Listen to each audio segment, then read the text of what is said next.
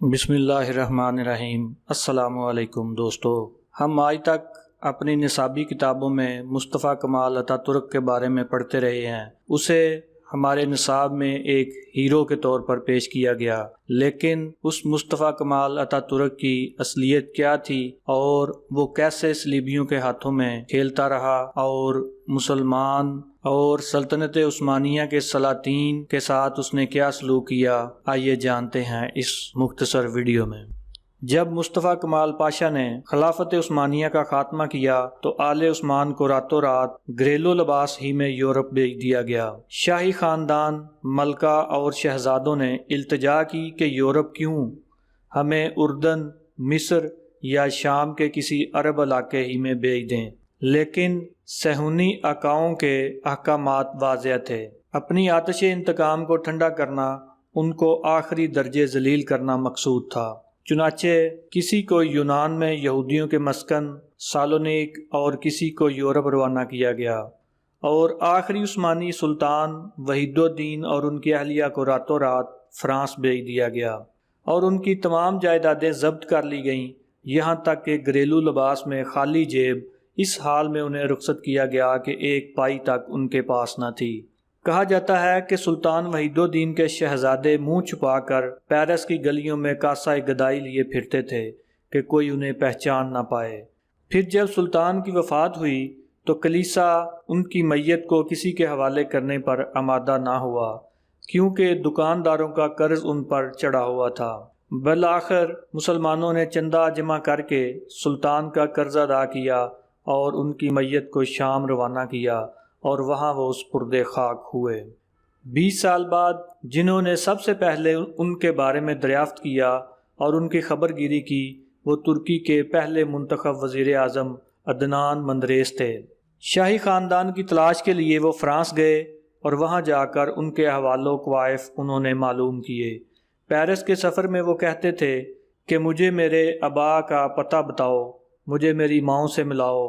بالآخر وہ پیرس کے ایک چھوٹے سے گاؤں پہنچ کر ایک کارخانے میں داخل ہوئے تو کیا دیکھتے ہیں کہ سلطان عبدالحمید کی زوجہ 85 سالہ ملکہ شفیقہ اور ان کی بیٹی 60 سالہ شہزادی عائشہ ایک کارخانے میں نہایت معمولی اجرت پر برتن مانج رہی ہیں۔ یہ دیکھ کر مندریس اپنے آنسو روک نہ سکے اور زار و قطار رو پڑے۔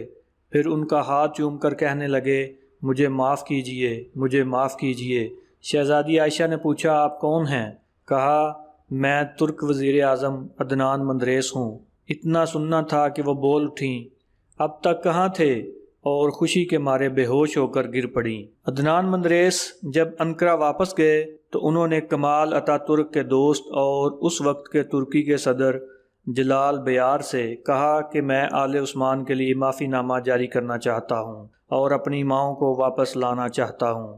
بیار نے شروع میں تو اعتراض کیا، مگر مندریس کے مسلسل اصرار پر صرف عورتوں کو واپس لانے کی اجازت دی۔ پھر عدنان مندریس خود فرانس گئے اور ملکہ شفیقہ اور شہزادی عائشہ دونوں کو فرانس سے ترکی لے آئے، مگر شہزادوں کے لیے معافی نامہ جاری کر کے ان کو اپنے وطن عزیز ترکی لانے کا سہرا مرحوم اربکان کے سر جاتا ہے، جب وہ وزیر اعظم کے منصب پر فائز تھے۔ پھر جب مندریس پر جھوٹا مقدمہ چلا کر ان کو تختہ دار پر لٹکایا گیا تو مجملہ الزامات کے ساتھ ساتھ 2 الزام یہ بھی تھے۔ نمبر 1، انہوں نے 30 سال بعد ترکی میں عربی زبان میں اذان دینے کی اجازت دی، جسے کمال اتا ترک اور اس کے ساتھیوں نے ترکی میں بند کر دیا تھا۔ نمبر 2، انہوں نے حکومت کے خزانے سے رقم چوری کر کے سلطان کی اہلیہ اور بیٹی پر خرچ کیا، اس لیے کہ وہ ہر عید کے موقع پر ملکہ اور شہزادی سے ملاقات کے لیے جاتے، ان کے ہاتھ چومتے اور اپنی جیب خاص اور اپنے ذاتی صرفے سے 10,000 لیرہ سالانہ شہزادی عائشہ اور ملکہ شفیقہ کی خدمت میں پیش کرتے تھے۔ جب 17 ستمبر 1961 کو عدنان مندریس اور ان کے 4 ساتھیوں کو ملٹری کورٹ نے شہید کیا تو دوسرے دن دونوں ملکہ اور شہزادی کی بھی بحالت سجدہ وفات ہو گئی۔ یہ سلوک ہے ہمارے نام نہاد سیکولرزم کا ڈنڈورا پیٹنے والوں کا اسلام اور مسلمانوں کے ساتھ۔ نہ کوئی مروت، نہ شرافت، نہ صلہ رحمی، نہ قرابت داری، نہ اخلاق کا پاس، نہ قدروں کا لحاظ۔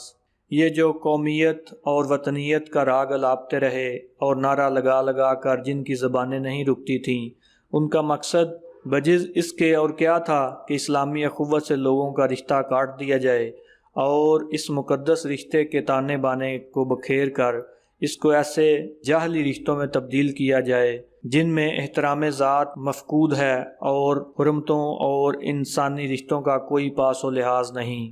روئے زمین پر موجود شیطان کے چیلوں سے کبھی بے خبر نہ رہنا، اور ہاں، یہ قصے بچوں کو سلانے کے لیے نہیں بلکہ سوتوں کو جگانے اور جواں مردوں کو کمر بستہ کرنے کے لیے ہیں۔ اٹھ کے اب بزم جہاں کا اور ہی انداز ہے، مشرق و مغرب میں تیرے دور کا آغاز ہے۔ جی دوستو، اگر آپ کو یہ معلومات اچھی لگی ہو تو ہمارے چینل کاوش ٹی وی کو سبسکرائب کریں، ویڈیو کو لائک کریں، شیئر کریں اور کمنٹ سیکشن میں اپنی رائے کا اظہار ضرور کریں۔ شکریہ۔